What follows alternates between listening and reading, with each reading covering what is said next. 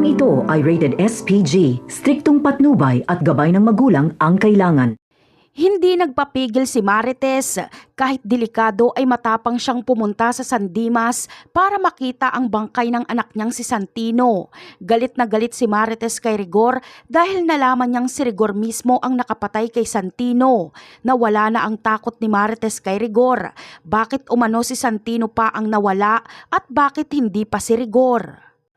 Sa kabilang banda naman ay kinabukasan ay maagang umalis si Ben. Pinuntahan niya si Miguelito para isuplong sila tanggol kapalit ng maliit na halaga. Isang napakalaking pagkakamali ito ni Ben na agad niyang pagsisisihan dahil dinamay nila Miguelito ang buntis na asawa ni Ben. Sa tindi ng galit ni Ben ay nakipagbarilan siya kila Miguelito pero sa kasamaang palad ay nasawi din si Ben. Samantala, sa hanay naman nila Tanggol ay marami ang sugatan sa kanyang mga kaibigan, kaya hindi na sila maaari pang umatras dahil hindi niya iiwan ang mga sugatang kaibigan.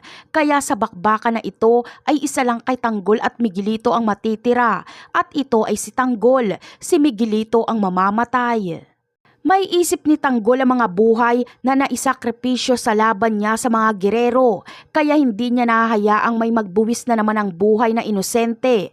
Kaya sa pagkakataong ito ay sisiguraduhin niyang mapapaslang niya na si Miguelito.